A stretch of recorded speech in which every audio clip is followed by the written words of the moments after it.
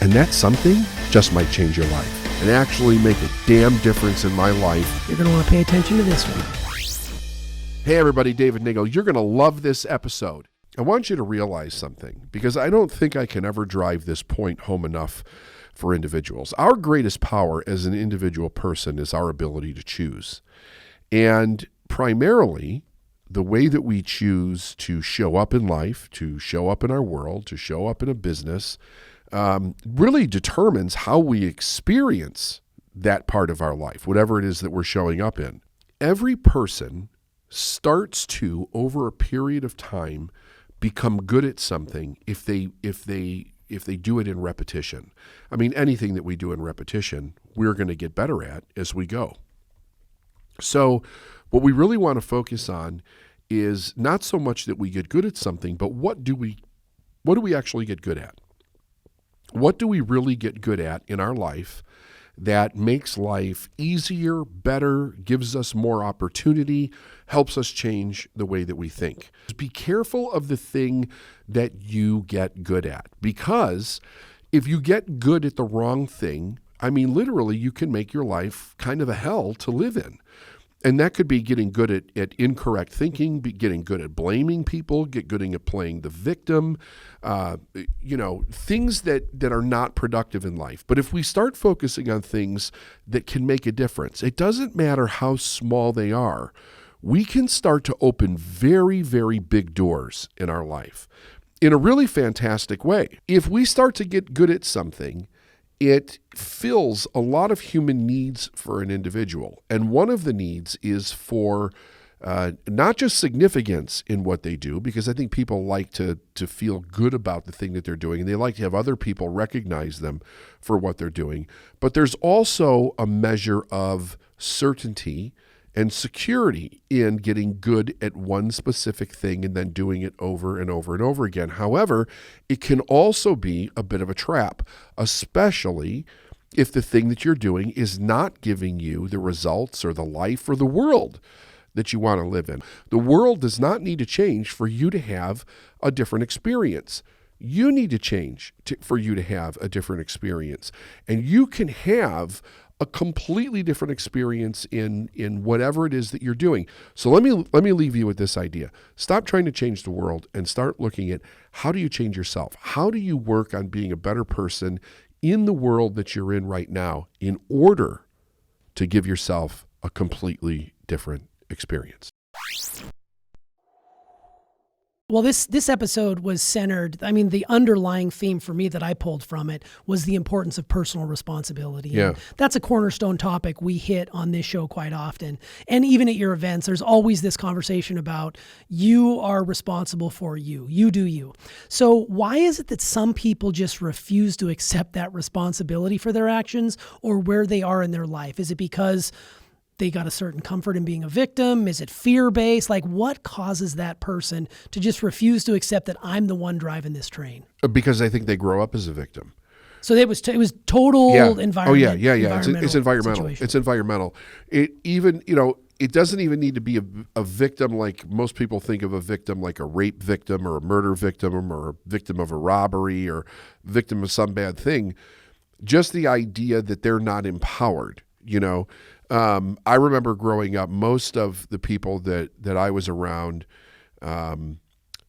they had a negative view of people that did well.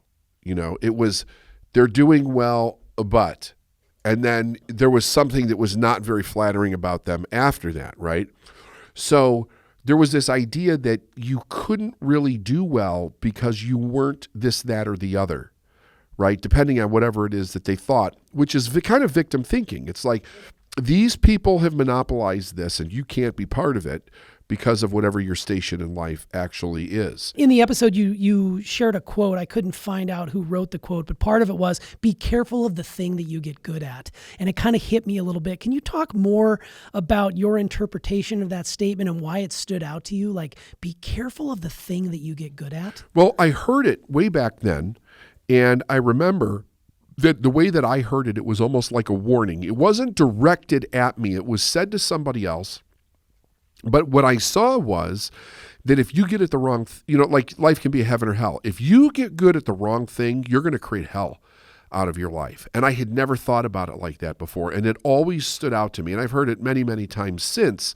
But in the very beginning, it was kind of like, here's a warning. Here is a warning. Be really careful at the thing that you get good at, because it's not always going to be the thing that you want. Yeah. Or the outcome that you want, I should say. And if you remember the other part of the story, when I got sucked through the dam, which happened before I had this realization, I was still looking outside of myself for a change. I'm like, well, something must change now. Right. Like if God, because everybody convinced me that God saved me from going through dying in this situation, that I had a higher purpose. Yeah. And I'm looking like, okay, well, if that's true, then I should show up to work and something's going to change. Something's going to change in my life, and nothing changed. Mm-hmm.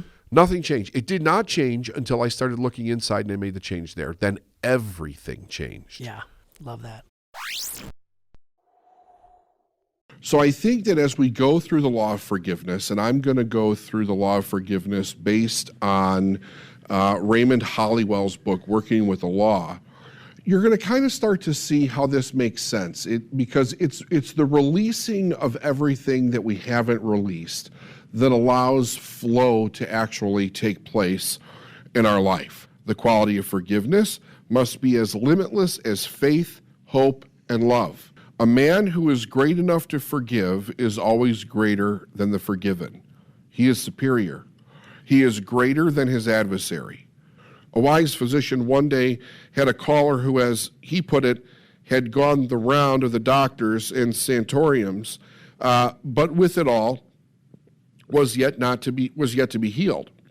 In fact, he was growing worse. And in addition to the original malady, he had an increasing condition of melancholia, and with suicidal tendencies. The physician, knowing that he had gone the rounds and had the medical care, decided to approach the case from a mental angle. He questioned and studied each answer with care. After a time, he gained the confidence of his patient and learned the real secret cause of his long illness. Many years before, this man and his brother were business partners, and the man had appropriated and lost some money that rightfully belonged to his brother. It was used in such a way that his brother could not have found this out even if he investigated. They later severed business connections, and he retired from the work. But, as he put it, he could never forgive himself for taking the money. He wanted to return it, but could not do so without the brother learning the truth. He said it was not the fear of legal punishment that tormented him so much, but the possible loss of his brother's affection. They had always been inseparable and devoted. It was for this reason that he feared to confess his guilt and make amends in whatever way he could. The physician explained that the thing to do was to relieve his hidden pressure. The only way that we can do it was to call on his brother and make a clean breast of the whole affair. The patient, not equal to the suggestion, went home to think it over.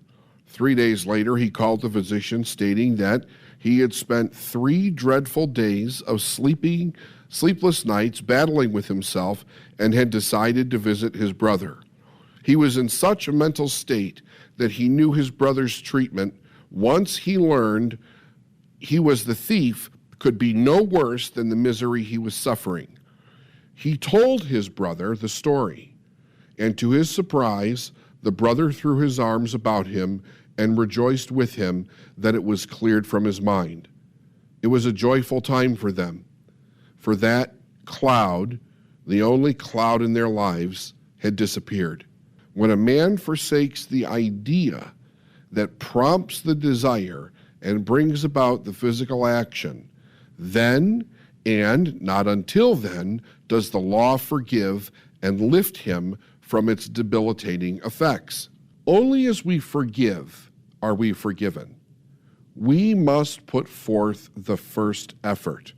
Our willingness must be open, the way for our forgiveness. We dare not ask more of the law than we are able to extend to ourselves or to our brothers. Unless we prove this law by living it, we cannot hope to gain the bigness of character that life requires.